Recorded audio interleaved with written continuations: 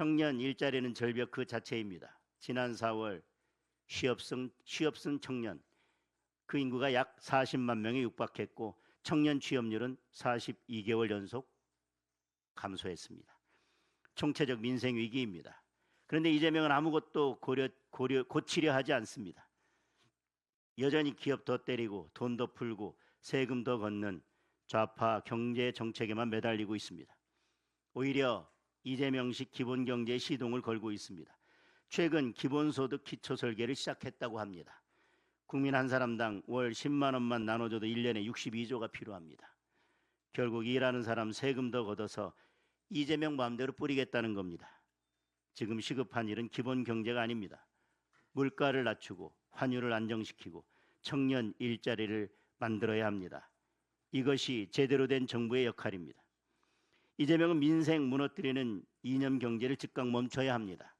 경제와 민생을 살리는 올바른 경제 정책으로 대전환해야 합니다. 국민의힘은 국민을 살리고 서민을 지키는 올바른 민생 경제 추진에 모든 힘을 쏟겠습니다. 오늘 이재명 대통령 취임 1주년 기자회견이 있습니다.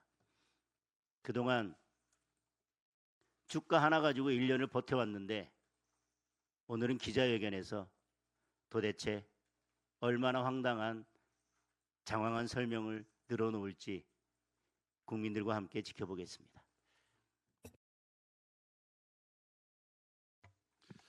예, 최고위원 신동욱입니다. 지방선거가 치러지던 날 밤 투표 용지 부족으로 투표가 지연된 잠실 투표소에서 시민들과 함께했습니다. 그리고 어제 다시 잠실로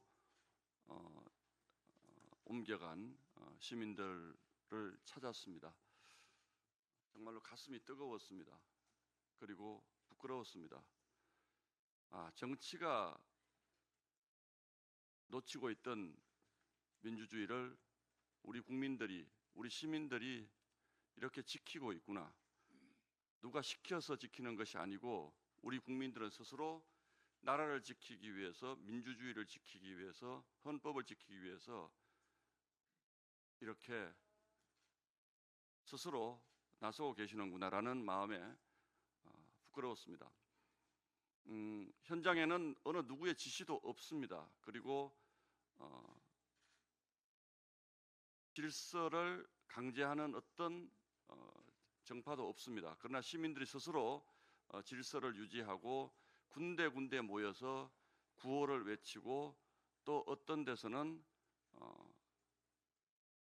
식사를 하기도 하고 그렇게 자연스럽게 우리 민주주의를 지켜나가고 있습니다. 그것이 우리의 삶이기도 할 겁니다. 그들은 누가 나눠준 인쇄된 구호 용지가 아니라 스스로 도화지를 꺼내서 태극기를 그리고 시민들에게 나눠줍니다.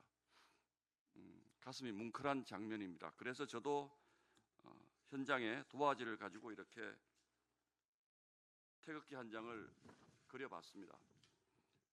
초등학교 이후에 아마 처음으로 제 손으로 그린 태극기 같습니다.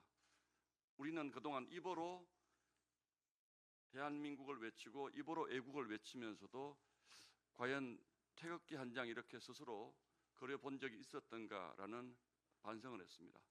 그런데 이번에 시민들이 스스로 그렇게 하고 있습니다. 이 엄중한 민주주의의 위기 앞에서 시민들이 나서고 있는 것입니다. 그래서 저는 이번 투표용지 부족 사태로 빚어진 참정권 훼손 저항운동을 도화지 혁명이라고 명명합니다. 이제 정치가 해야 할 일은 명백합니다. 국회에서 할 수 있는 일, 정부에서 할 수 있는 일을 따져서 가려가며 우리는 여기까지만 하면 돼라는 비겁함에서 저는 벗어나기를 바랍니다. 국민들이 외치는 것은 잃어버린 참정권을 되찾아 달라고 하는 것입니다. 책임자 처벌을 외치지도 않습니다. 선관위 개혁을 외치는 것도 아닙니다. 당장 나에게서 누군가가 빼앗아간 나의 투표 권리를 되돌려 놓으라는 명령입니다.